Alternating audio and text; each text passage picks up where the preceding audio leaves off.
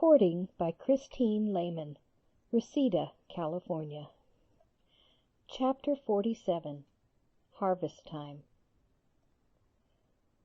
For a year Jo and her professor worked and waited, hoped and loved, met occasionally, and wrote such voluminous letters that the rise in the price of paper was accounted for, Laurie said. The second year began rather soberly, for their prospects did not brighten, and Aunt March died suddenly. But when their first sorrow was over, for they loved the old lady in spite of her sharp tongue, they found they had cause for rejoicing, for she had left Plumfield to Jo, which made all sorts of joyful things possible.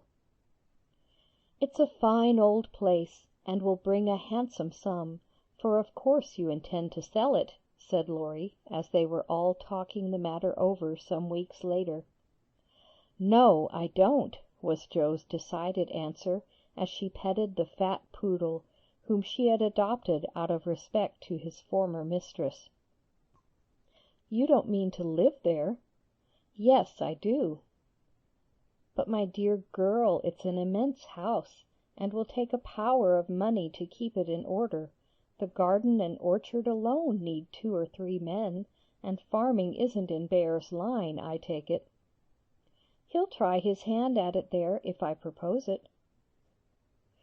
"And you expect to live on the produce of the place? Well, that sounds paradisiacal, but you'll find it desperate hard work." "The crop we are going to raise is a profitable one," and Jo laughed. "Of what is this fine crop to consist, ma'am?" "Boys.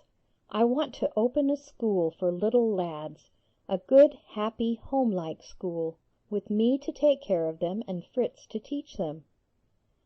"That's a truly Joian plan for you. Isn't that just like her?" cried Laurie, appealing to the family, who looked as much surprised as he. "I like it," said Mrs. March decidedly. "So do I," added her husband, who welcomed the thought of a chance for trying the Socratic method of education on modern youth.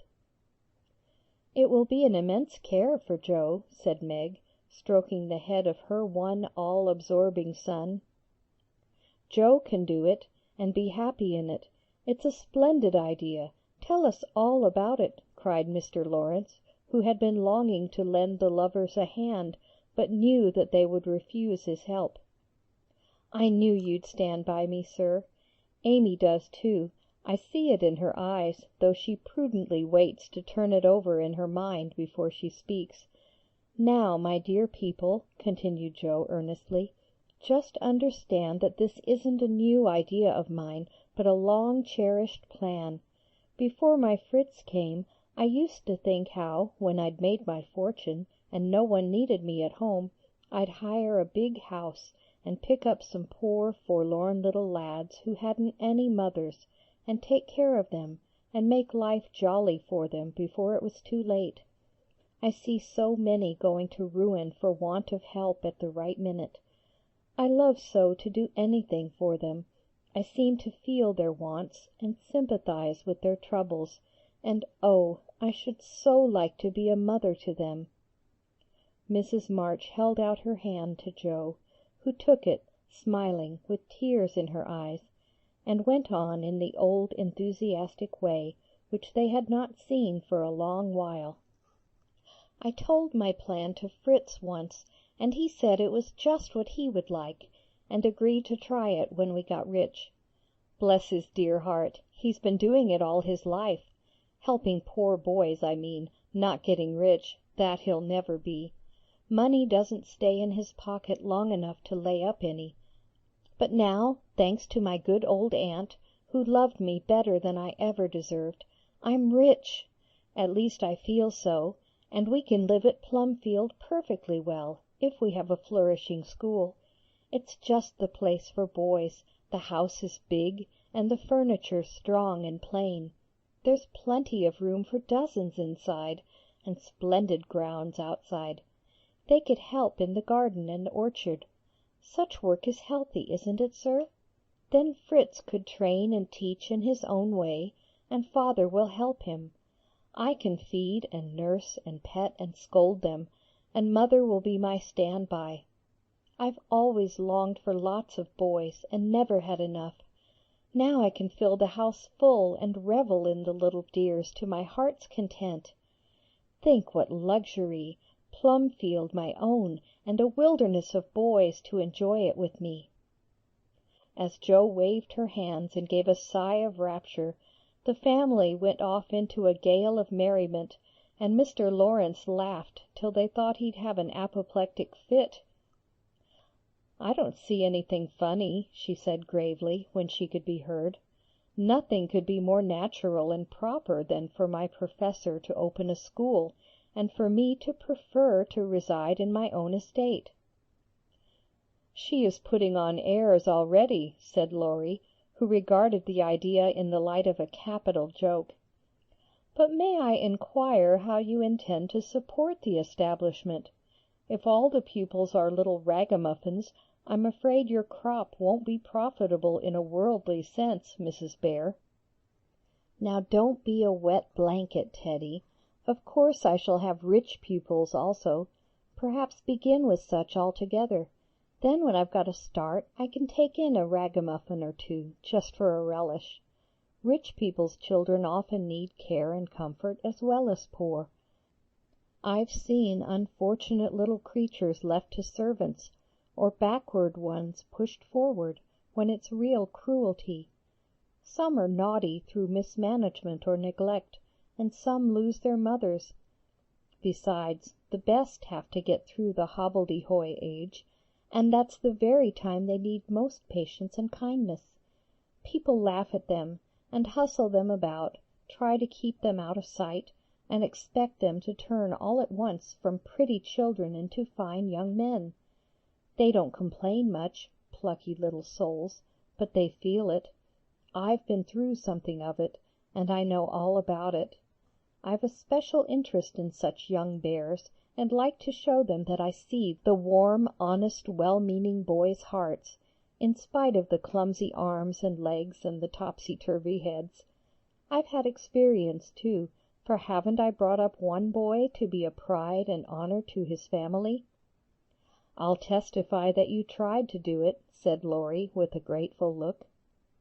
"And I've succeeded beyond my hopes, for here you are, a steady, sensible business man, doing heaps of good with your money, and laying up the blessings of the poor instead of dollars. But you are not merely a business man, you love good and beautiful things, enjoy them yourself, and let others go halves, as you always did in the old times. I am proud of you, Teddy, for you get better every year, and everyone feels it, though you won't let them say so. Yes, and when I have my flock, I'll just point to you and say, 'There is your model, my lads.'" Poor Laurie didn't know where to look, for, man though he was, something of the old bashfulness came over him as this burst of praise made all faces turn approvingly upon him. "I say, Jo, that's rather too much," he began, just in his old boyish way. "You have all done more for me than I can ever thank you for, except by doing my best not to disappoint you. You have rather cast me off lately, Jo, but I've had the best of help nevertheless. So if I've got on at all, you may thank these two for it," and he laid one hand gently on his grandfather's head and the other on Amy's golden one, for the three were never far apart. "I do think that families are the most beautiful things in all the world," burst out Jo, who was in an unusually uplifted frame of mind just then. "When I have one of my own, I hope it will be as happy as the three I know and love the best. If John and my Fritz were only here, it would be quite a little heaven on earth," she added more quietly. And that night when she went to her room, after a blissful evening of family councils, hopes, and plans, her heart was so full of happiness that she could only calm it by kneeling beside the empty bed always near her own, and thinking tender thoughts of Beth. It was a very astonishing year altogether, for things seemed to happen in an unusually rapid and delightful manner. Almost before she knew where she was, Jo found herself married and settled at Plumfield. Then a family of 6 or 7 boys sprung up like mushrooms, and flourished surprisingly, poor boys as well as rich, for Mr. Lawrence was continually finding some touching case of destitution, and begging the Bears to take pity on the child, and he would gladly pay a trifle for its support. In this way the sly old gentleman got round proud Jo, and furnished her with the style of boy in which she most delighted. Of course it was uphill work at first, and Jo made queer mistakes, but the wise professor steered her safely into calmer waters, and the most rampant ragamuffin was conquered in the end. How Jo did enjoy her wilderness of boys, and how poor dear Aunt March would have lamented had she been there to see the sacred precincts of prim, well-ordered Plumfield overrun with Toms, Dicks, and Harrys. There was a sort of poetic justice about it, after all, for the old lady had been the terror of the boys for miles around, and now the exiles feasted freely on forbidden plums, kicked up the gravel with profane boots unreproved, and played cricket in the big field where the irritable cow with the crumpled horn used to invite rash youths to come and be tossed. It became a sort of boys' paradise, and Laurie suggested that it should be called the Beargarten, as a compliment to its master and appropriate to its inhabitants. It never was a fashionable school, and the professor did not lay up a fortune, but it was just what Jo intended it to be, a happy, home-like place for boys who needed teaching, care, and kindness. Every room in the big house was soon full. Every little plot in the garden soon had its owner. A regular menagerie appeared in barn and shed, for pet animals were allowed. And 3 times a day Jo smiled at her Fritz from the head of a long table lined on either side with rows of happy young faces, which all turned to her with affectionate eyes, confiding words, and grateful hearts, full of love for Mother Bear. She had boys enough now, and did not tire of them, though they were not angels by any means, and some of them caused both Professor and Professorin much trouble and anxiety. But her faith in the good spot which exists in the heart of the naughtiest, sauciest, most tantalizing little ragamuffin gave her patience, skill, and in time success, for no mortal boy could hold out long with Father Bear shining on him as benevolently as the sun, and Mother Bear forgiving him 70 times 7. Very precious to Jo was the friendship of the lads, their penitent sniffs and whispers after wrongdoing, their droll or touching little confidences, their pleasant enthusiasms, hopes, and plans, even their misfortunes, for they only endeared them to her all the more. There were slow boys and bashful boys, feeble boys and riotous boys, boys that lisped and boys that stuttered, 1 or 2 lame ones, and a merry little quadroon, who could not be taken in elsewhere, but who was welcome to the Beargarten, though some people predicted that his admission would ruin the school. Yes, Jo was a very happy woman there, in spite of hard work, much anxiety, and a perpetual racket. She enjoyed it heartily, and found the applause of her boys more satisfying than any praise of the world, for now she told no stories except to her flock of enthusiastic believers and admirers. As the years went on, 2 little lads of her own came to increase her happiness, Rob, named for Grandpa, and Teddy, a happy-go-lucky baby, who seemed to have inherited his papa's sunshiny temper as well as his mother's lively spirit. How they ever grew up alive in that whirlpool of boys was a mystery to their grandma and aunts, but they flourished like dandelions in spring, and their rough nurses loved and served them well. There were a great many holidays at Plumfield, and one of the most delightful was the yearly apple picking, for then the Marches, Lawrences, Brooks, and Bears turned out in full force and made a day of it. 5 years after Joe's wedding, one of these fruitful festivals occurred, a mellow October day, when the air was full of an exhilarating freshness which made the spirits rise and the blood dance healthily in the veins. The old orchard wore its holiday attire. Goldenrod and asters fringed the mossy walls. Grasshoppers skipped briskly in the sere grass, and crickets chirped like fairy pipers at a feast. Squirrels were busy with their small harvesting. Birds twittered their adieus from the alders in the lane, and every tree stood ready to send down its shower of red or yellow apples at the first shake. Everybody was there. Everybody laughed and sang, climbed up and tumbled down. Everybody declared that there never had been such a perfect day, or such a jolly set to enjoy it, and everyone gave themselves up to the simple pleasures of the hour as freely as if there were no such things as care or sorrow in the world.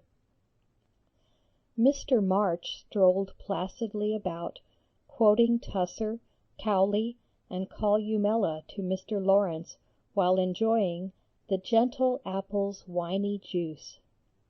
The professor charged up and down the green aisles like a stout Teutonic knight, with a pole for a lance, leading on the boys, who made a hook and ladder company of themselves, and performed wonders in the way of ground and lofty tumbling. Laurie devoted himself to the little ones, rode his small daughter in a bushel basket, took Daisy up among the birds' nests, and kept adventurous Rob from breaking his neck. Mrs. March and Meg sat among the apple piles like a pair of Pomonas, sorting the contributions that kept pouring in, while Amy, with a beautiful motherly expression in her face, sketched the various groups, and watched over one pale lad, who sat adoring her with his little crutch beside him. Jo was in her element that day, and rushed about, with her gown pinned up and her hat anywhere but on her head, and her baby tucked under her arm, ready for any lively adventure which might turn up. Little Teddy bore a charmed life, for nothing ever happened to him, and Jo never felt any anxiety when he was whisked up into a tree by one lad, galloped off on the back of another, or supplied with sour russets by his indulgent papa, who labored under the Germanic delusion that babies could digest anything, from pickled cabbage to buttons, nails, and their own small shoes. She knew that little Ted would turn up again in time, safe and rosy, dirty and serene, and she always received him back with a hearty welcome, for Jo loved her babies tenderly. At 4 o'clock a lull took place, and baskets remained empty, while the apple pickers rested and compared rents and bruises.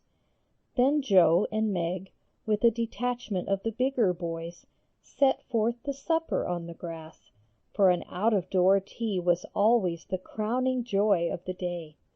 The land literally flowed with milk and honey on such occasions, for the lads were not required to sit at table, but allowed to partake of refreshment as they liked, freedom being the sauce best beloved by the boyish soul. They availed themselves of the rare privilege to the fullest extent, for some tried the pleasing experiment of drinking milk while standing on their heads. Others lent a charm to leap-frog by eating pie in the pauses of the game. Cookies were sown broadcast over the field, and apple turnovers roosted in the trees like a new style of bird. The little girls had a private tea party, and Ted roved among the edibles at his own sweet will. When no one could eat any more, the professor proposed the first regular toast, which was always drunk at such times. "Aunt March, God bless her!" a toast heartily given by the good man, who never forgot how much he owed her, and quietly drunk by the boys, who had been taught to keep her memory green.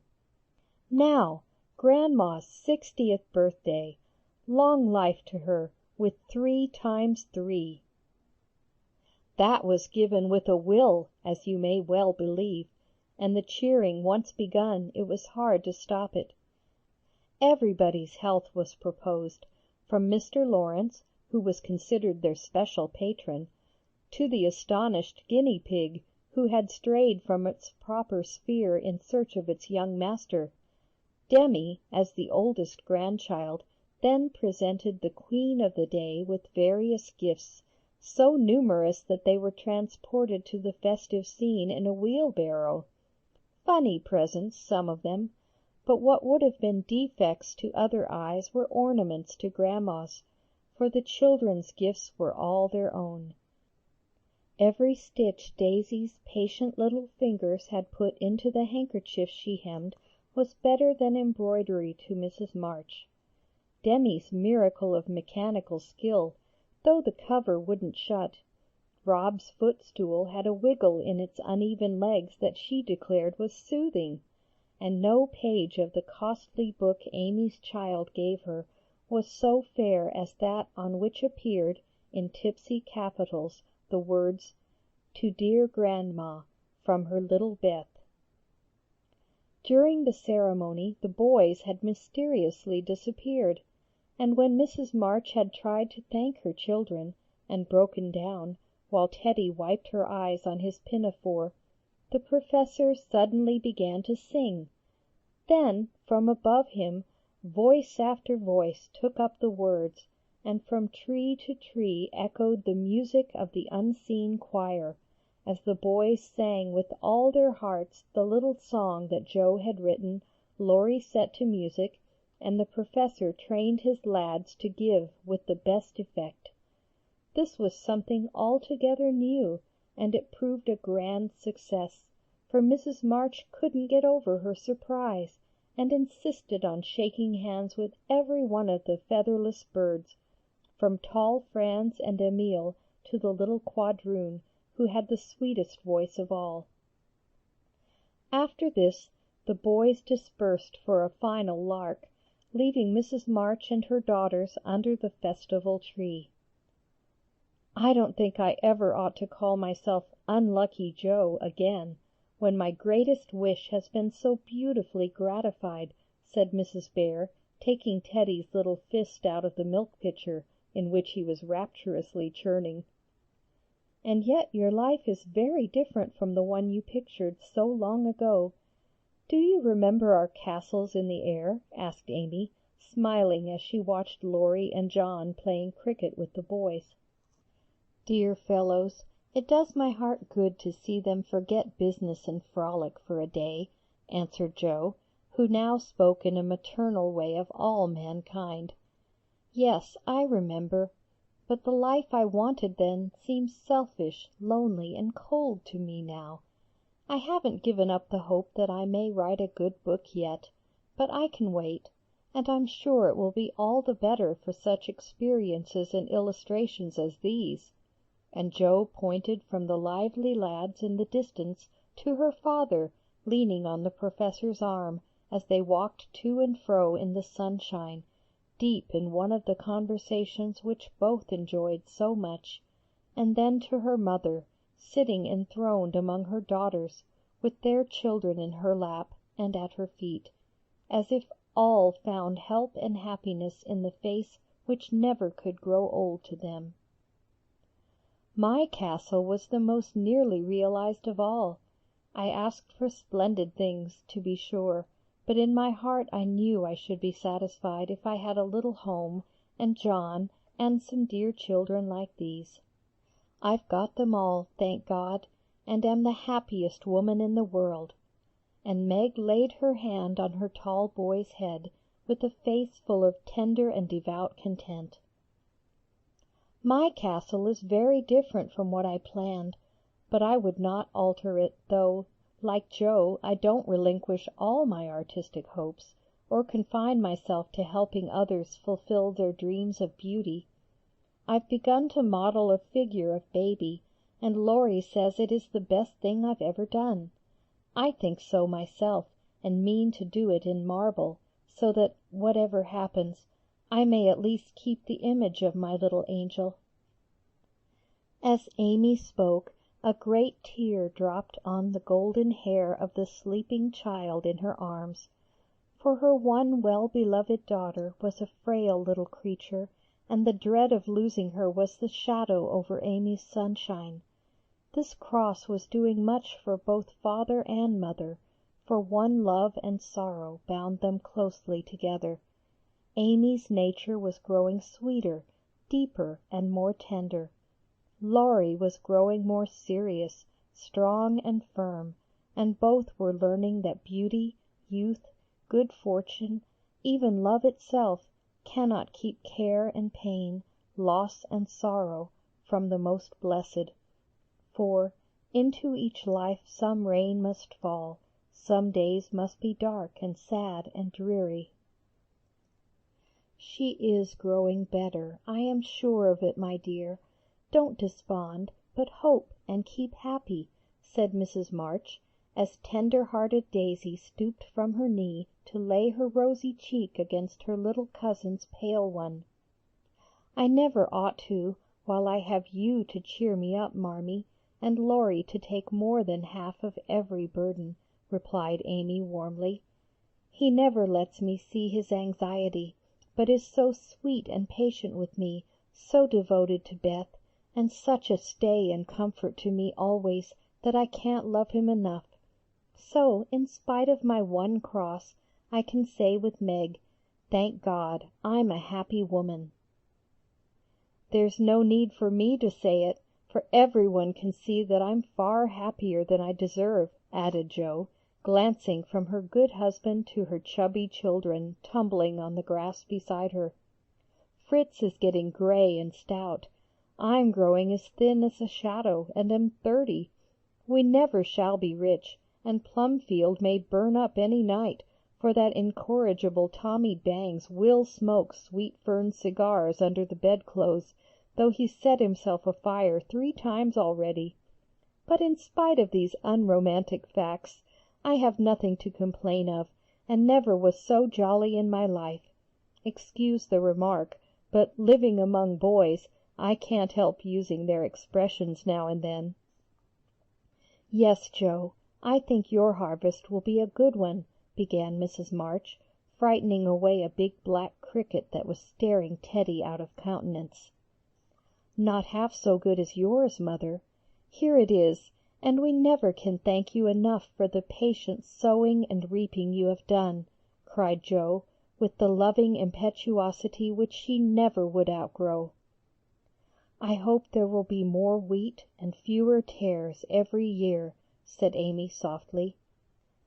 "A large sheaf, but I know there's room in your heart for it, Marmee dear," added Meg's tender voice.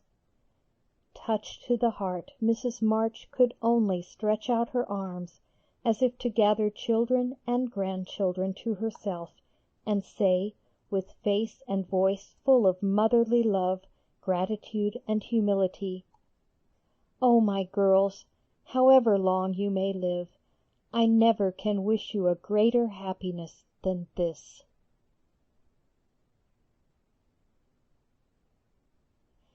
End of chapter 47. Recording by Christine Lehman. End of Little Women by Louisa May Alcott.